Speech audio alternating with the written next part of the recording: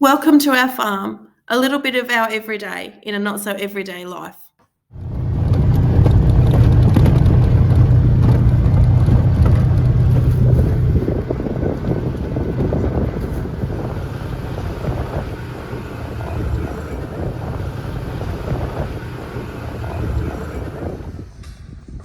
Morning again, new week.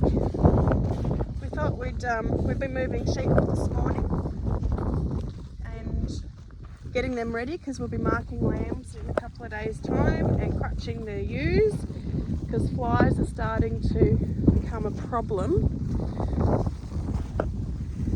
So, welcome back to the Windy City. We've decided to come and have a look at the crops.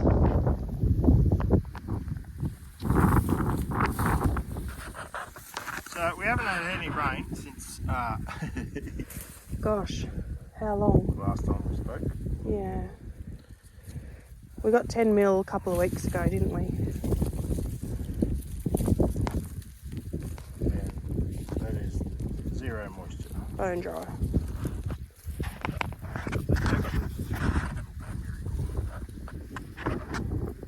But anyway.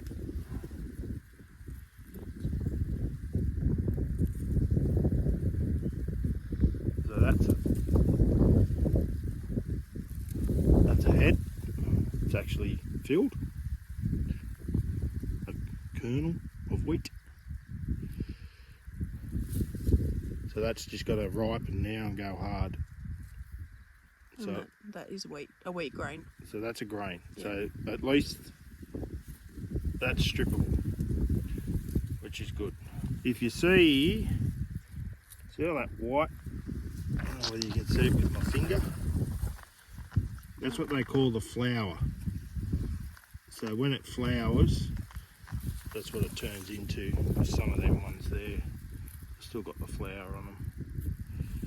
But anyway, it's 3.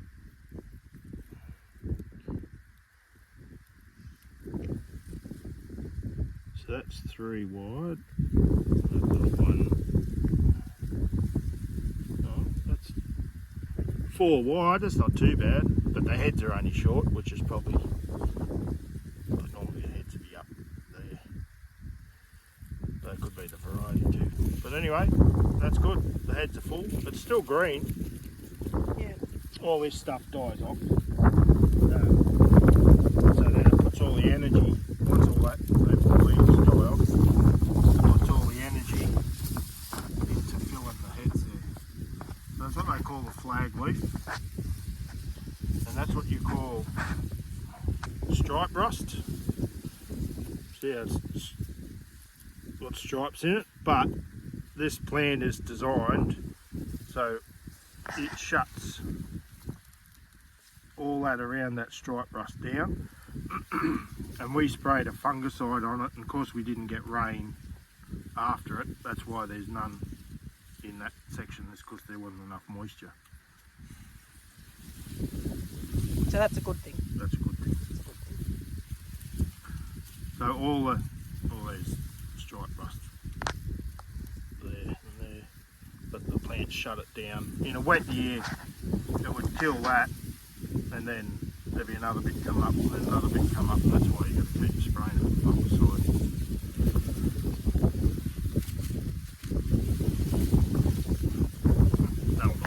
That'll die. But so this paddock you'll be able to strip at this stage. It's looking. See, if you look across down there, you can start to see the tips. See the different colour in the tips down there? Like there's a real different colour, like you can follow the gully of it. That's from dry. So when it runs out of moisture, it starts what they call tip. And it'll keep aborting all them wheat seeds at the top till it thinks it's got enough moisture to fill whatever's at the bottom. So she ain't going to be a bumper harvest, put it that way, but we'll get something off it.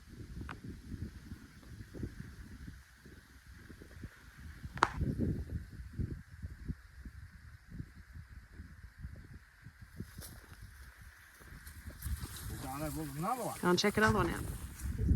So, what we've discovered this year, and that's with everyone, the earlier all this got in, this is what survived. So it's been able to get its roots down in the moisture early, and it's done its thing. Anything that was sowed late is the stuff that struggled. So as we go around, we'll show you the last paddock of barley that was sown in July, because we had a breakdown. And that was one of our very first videos, I think. We had just finished sowing that. And we weren't sure whether we were going to sow it or not. But anyway, we decided to take a punt. And it didn't come off. It didn't. The sheep will get it. Sheep will get it. So this is a mixed farmer's dilemma. You see this grass here? That's called ryegrass. Best stock feed you can get, especially at this stage, and even when it dries off, it'll still go unbelievable. So where we were down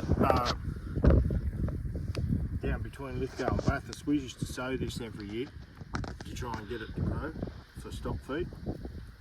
But when you're a cropper, this is your biggest enemy, because this stuff here will choke out your grain crops. So you forever, paddocks like this, you don't want to spray it out because it's good stock feed. Paddocks like that, you have to spray it out or there will be no crop. So that's why a lot of people pick cropping sections for their farm, and they just continually get rid of this stuff to grow crops. And then you might have a paddock like this that you'll sow oats in or something like that. So you're not getting rid of this, but you're still it works with it, yeah. So with a stock farmer, that's a blessing. A crop farmer, that's a curse.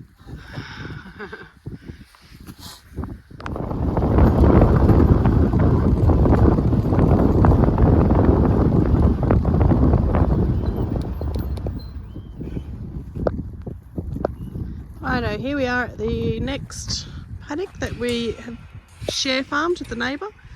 There's quite a few roos down there enjoying a feed.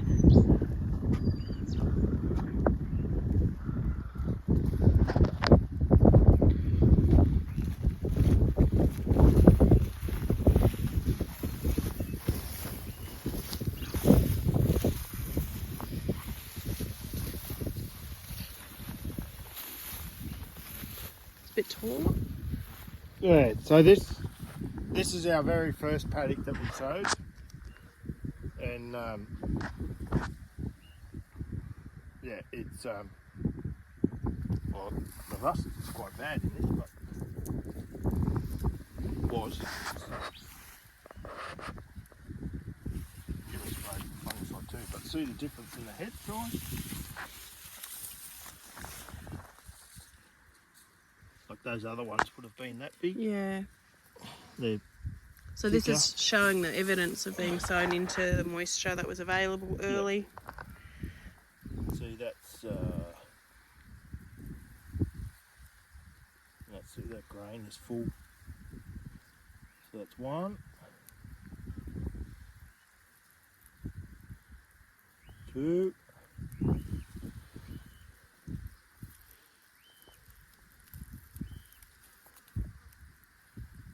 3, that's 4, nearly 5, but that little one won't do anything. But yeah, that's the grain. It's got to ripen and all that skin comes off it, so and it'll be golden. But see how the leaves down the bottom are still, they've got plenty of moisture in them. They're still soft. So these plants are down in moisture, so it'll do its thing. It's hard to believe after, like this time last year, we were dealing with all the water still lying around. Well, And we knew people that were isolated on their farms because of water. when we stripped this last year, basically from that tree line there, that way, nothing. No, because of the wet. Because it was too wet, so all the water run down that way. And killed it, yeah. Yeah, just drowned it out. Whereas this year, We can't get water to save ourselves. but if you average it out over last year and this year, you We'll nearly get got a- your average rainfall. So Well, that's true. that's what a neighbour said the other day. If you take last year's rainfall and this year and you average it out, we actually got 25 inches over the last 2 years. Yeah, well, that's one way to look at it. So it's above average rainfall. Above average for us. Just that, it goes to show that if you do your methods correctly, as in spray it out, store your subsoil moisture, you don't need much rain to grow a wheat crop. It's just you need the right amount, like the right amount at the right time. That's what I'm trying to say. So yeah. But anyway, Well, no, it's still looking good. so that's 2 paddocks We'll definitely harvest. definitely harvest and get grain off. And like Phil said, they're not perfect. And they're not going to be a bumper harvest, but it's going to be a harvest of some sort, some description, which we're thankful for. It always looks good at this stage when it's fully ripe and then you actually get the header in there. You Start realise to how good it's not. wonder about your life choices. I remember once, one year we were stripping barley and it looked good all year.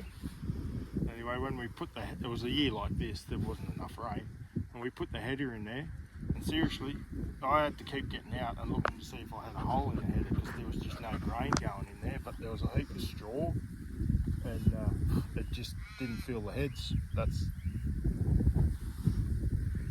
That's what it goes. the way she rolls. Would you like to share about what you found out about your header though this week? The little auger inside. Oh, the table auger.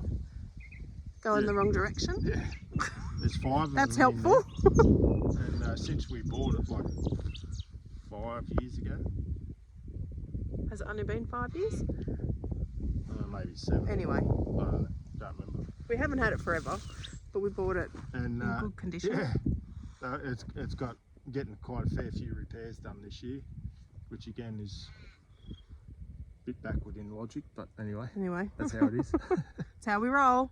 Yeah, they rang up and they said that one of the table augers that was put in back to front, so instead of the grain going Into the, into the bin, they kept pushing it back down the other way. which is helpful. Every grain matters. Anyway, that's getting fixed. Yeah. Well, they quote another $500 to fix that. So in the big scheme of things, we're already paying a fair bit to get it fixed. So we'll spring for the extra and get that fixed because that's important. So the realities of cropping, and like, you don't want to sound like a whinger because at the end of the day, that's what we choose to do. Yeah. But by the time we've paid for the header, paid for your fertiliser, fuel, seed, we might Worried. we might make money out of it. Maybe. We'll see. We'll see. We'll be thankful for what we get. And it could be a lot worse. It could be getting nothing. Yeah, there's plenty of A bit those like the places. sheep market at the moment. Oh, that's another story. We won't talk about it. That's another story. That's for another day. Don't get farmers started on the meat prices. Now, on another thing, if you follow our social media pages, you will have seen in my stories that we and the neighbour, two neighbours, got hit up on the weekend, we think, over the weekend. Some lowlife decided to come and help themselves to a few items. One of our neighbours that owns this property, we share farm with, has got a 4-wheeler, 3 motorbikes, a chainsaw,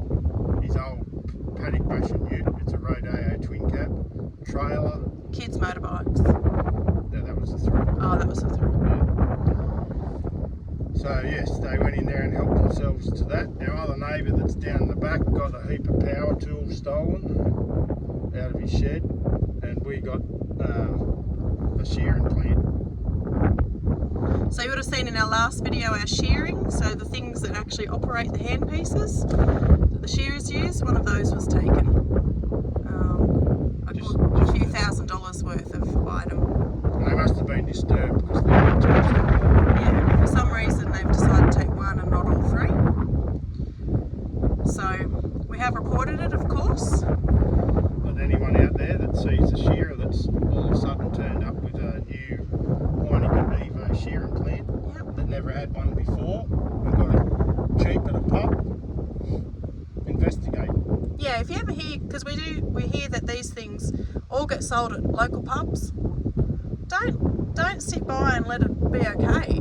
That's somebody's hard-earned Cash. stuff, and everyone's just trying to make a honest living out there, and people are taking advantage of that. So if you see things happening on Marketplace or, you know, out the back of the pub from ute to ute that doesn't look right, say something. It's not right. So, you know, we can repurchase and whatnot, but, you know, out of all of that, there's a little boy that's lost his motorbike. And been crying all weekend. And that's rubbish.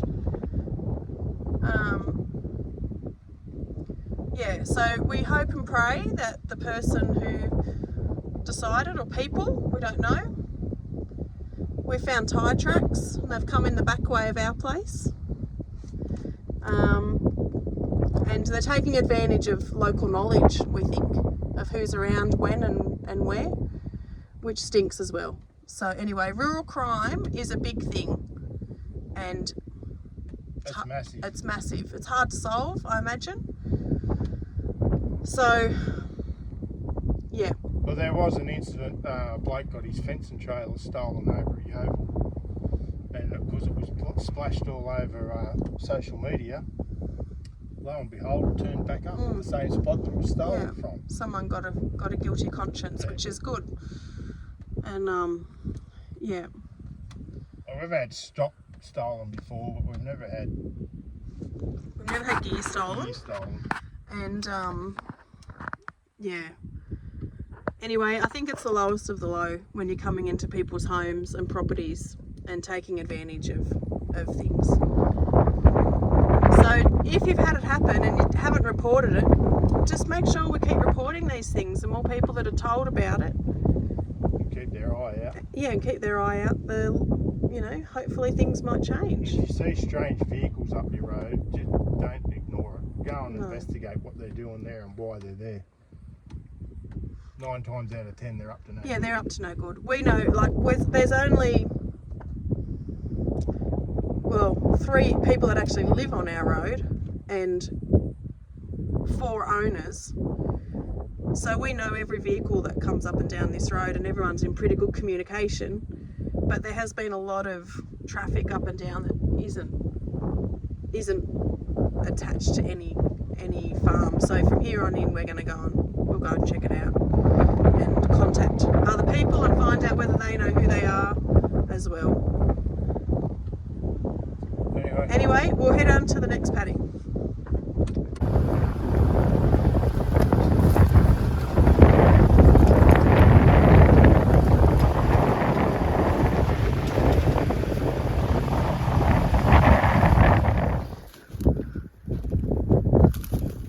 So this paddock is a completely different scenario to the last 2, hey?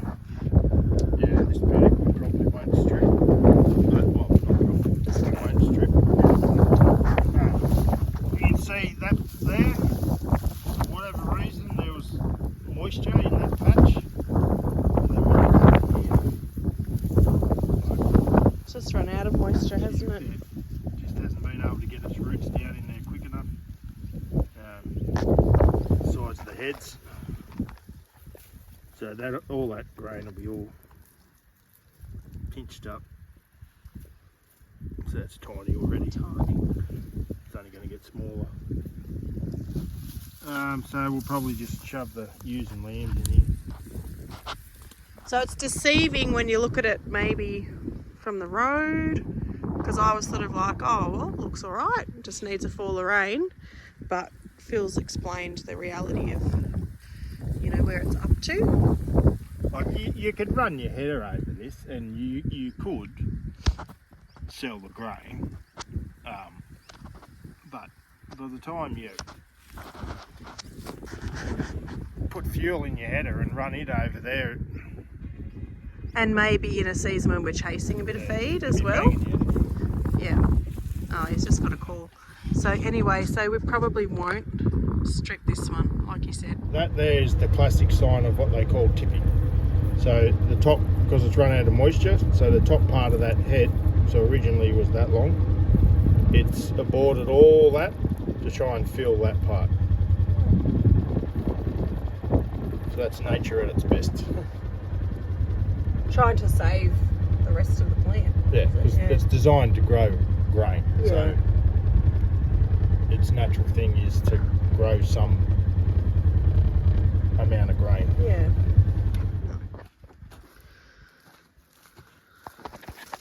Okay, new paddock, Different crop. different crop. This is barley. barley, yeah. So this was sown later, but you can get away with barley being sown later. And we're not selling this, so this is going to be for our feed lot. This will be sheep feed. Yeah. So it's already got the heads out there. It'll probably have really low test weight, more than likely be very high in protein, which will suit feeding stock. Suit feeding stock. So yeah, this stuff's still growing. Like it's yeah. Well, you can see where it's died. That's the tree roots. So wherever that All of those trees are affecting that. It's not real high. It should be. Yeah. But it's not real high. But anyway, we'll Again, we'll get the header in here. we'll get the header in here and get stuff. Fill the feed. bins. Yep. And yeah, the heads on this should be like again that Double long. the size. Probably a bit fatter. Not. Yeah, probably. The Bit grain plumper. should be more plumper. Yeah. But anyway, that's again, it is what it is. And we'll go down and I'll show you this paddock down there, which we won't get the header in. I dug down with my knife where a couple of weeks ago you could dig down and there was still moisture down there. There ain't no moisture there no more. It's just bone dry. So anyway. So we managed to get 5 paddocks in this year, and we're only 1, 2, 3, 4, 5, 7. Oh, down the other block. Yeah, grazing crops. Yeah. Which we grazed.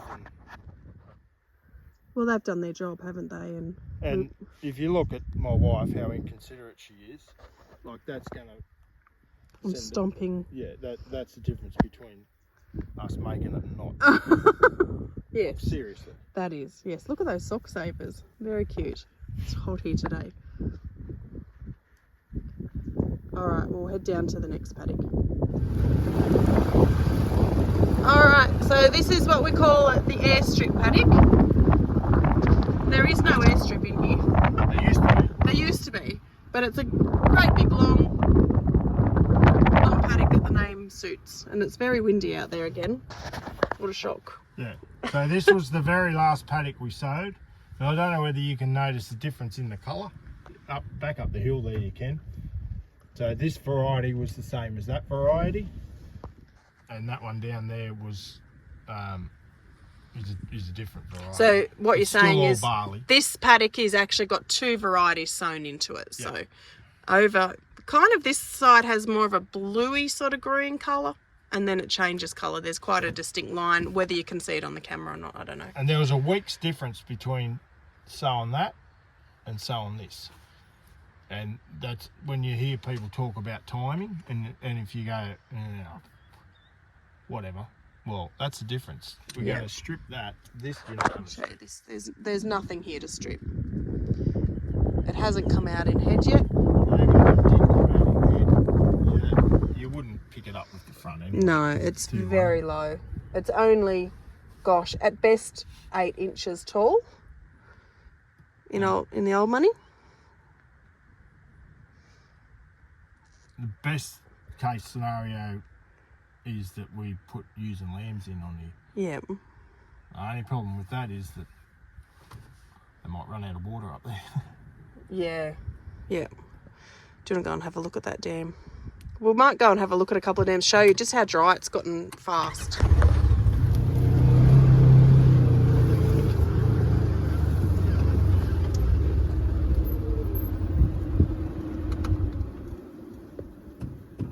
Right.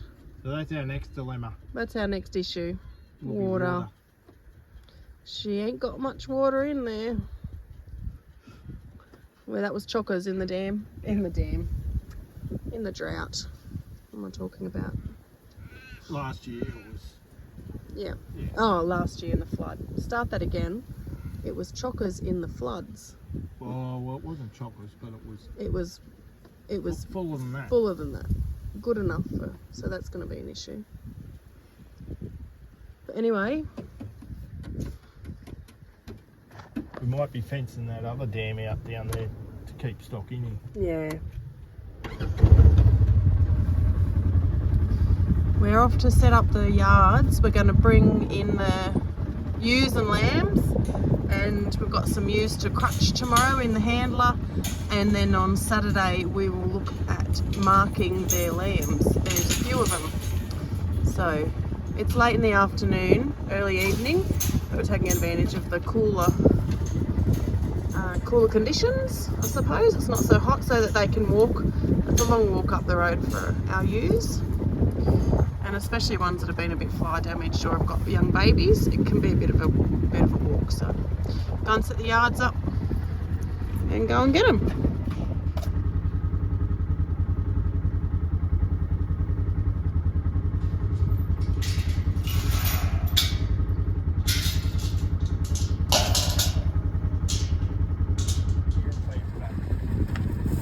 Oh, he's just checking if there's things still here.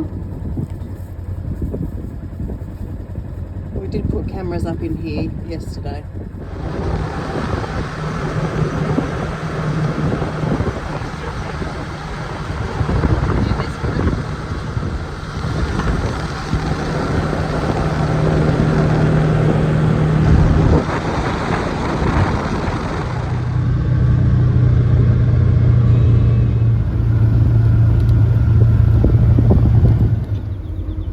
Frustratingly, there's a lamb on the wrong side of the fence and its mother is on the right side of the fence.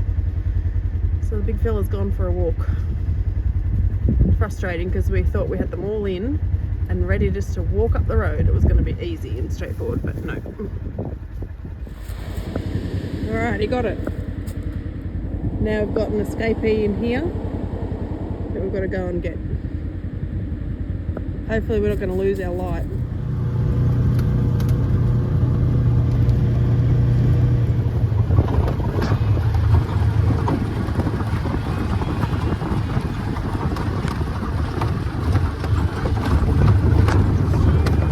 There's one drinking in the dam.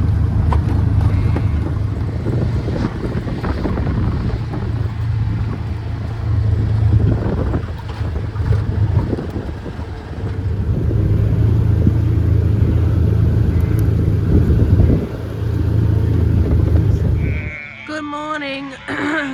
We're on to plan B. We lost the light last night, so we quit the job and we've gotten up early this morning. You can hear them walking. Much better, hopefully, to walk them in the early day rather than in our losing light. So we've had one cuppa, we're out. Phil's just bringing them back around. I've shut a gate. We've got to crutch these ewes today, and then tomorrow we'll mark the lambs.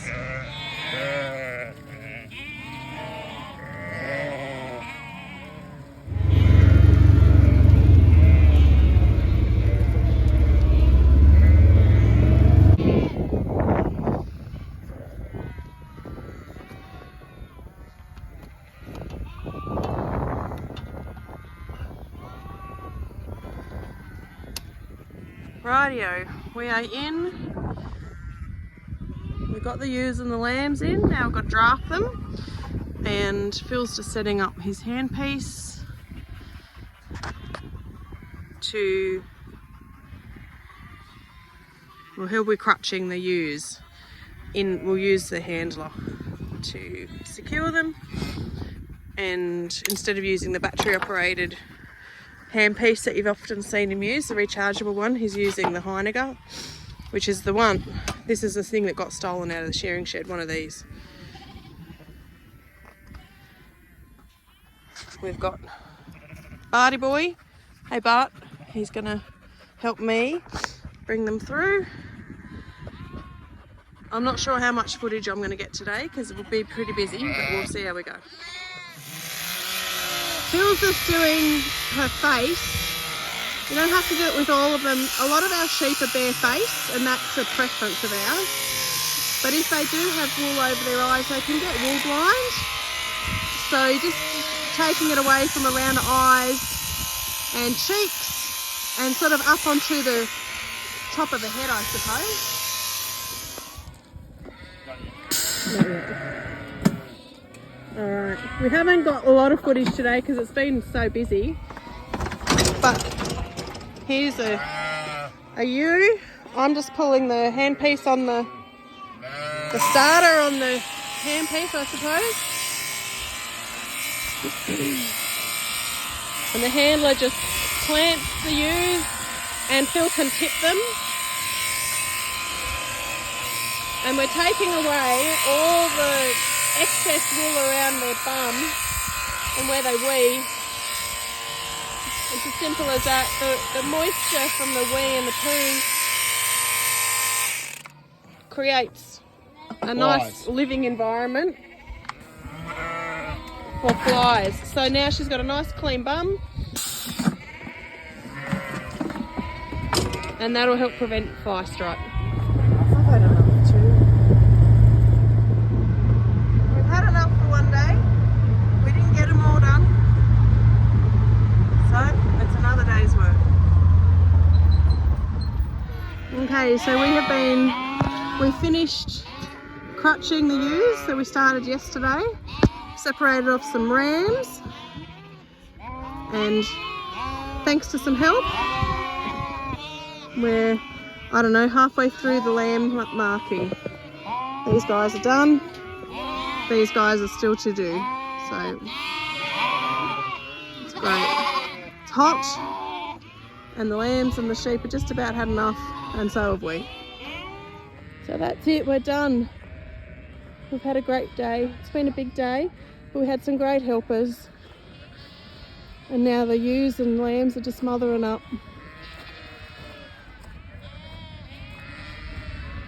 We've had 2 born in the yards today too. There they go, mums, babies, and our great helpers from our youth group. They've been amazing today. Great helpers. Hopefully they'll come back.